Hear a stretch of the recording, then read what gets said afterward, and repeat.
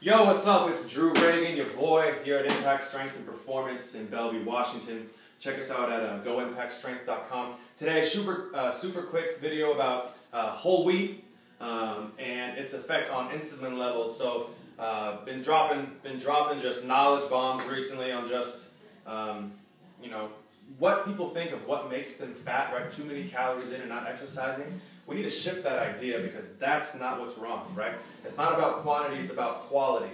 And two books I've been reading recently, both by Gary Taubes, really smart dude, on just SAD, on the standard American diet, the current obesity epidemic, and how we continue to have these rising levels of diabetes, arteriosclerosis, heart disease, arthritis, all this stuff associated with not too many calories in and not enough exercise, but with developing metabolic syndromes.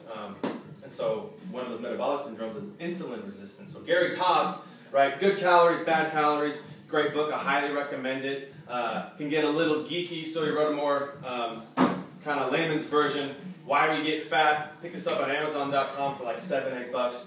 Excellent book if you're interested in more of the stuff I'm talking about today. But I've been getting my master's in nutrition and just hormone manipulation through Amazon.com. So get that Prime membership. You want to get your learn on. But real quick thing today, right? People always talk about reduce your simple sugar intake and increase your complex carbohydrate intake, right? To make sure that you're getting an ample amount of glucose and carbohydrate in your diet, right? You look at the base of that pyramid, right? You look at the My Plate, right? The biggest portion on there, okay, are grains, right? And grains, right? It's a big no-no in terms of fat loss, right? Like I talked about last week, right? With how fructose makes you fat, wheat has a very similar ability to do so, right? Everyone's familiar with the glycemic index, what we ingest and how much of an effect that has on our body's insulin levels, right? We intake a lot of sugar, insulin spikes, all right, which is going to lead to fat storage, is going to lead to an insulin drop. You're going to get this low lethargy, low energy. You're going to repeat this vicious cycle of being hungry, being overfed and undernourished because we're eating crappy stuff, right? So people are saying, and by people I mean, the American Heart Association, the USDA, the Department of Agriculture, a bunch of different huge regulatory bodies are saying all this stuff, right? Reduce your simple sugars, increase your complex carbohydrate intake.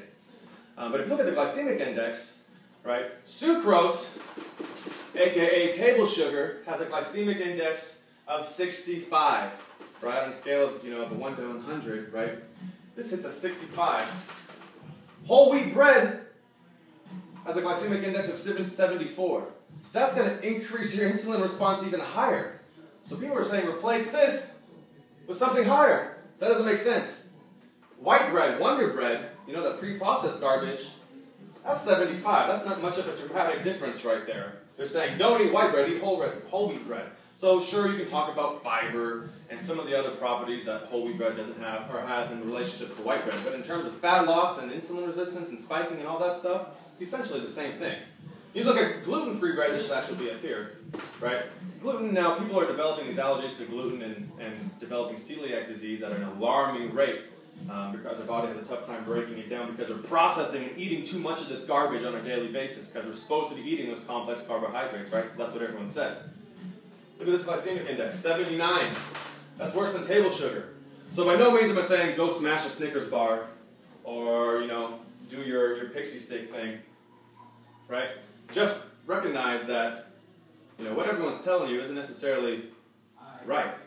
Now, wheat has a ton of other, terrible properties to it that's developing this, this wheat belly, right? Think about people who drink a lot of beer, right? Primarily wheat-based.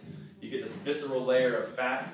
There's a lot of other stuff that's involved with the manufacturing of wheat, with the other chemicals in wheat that I'll go into later this week.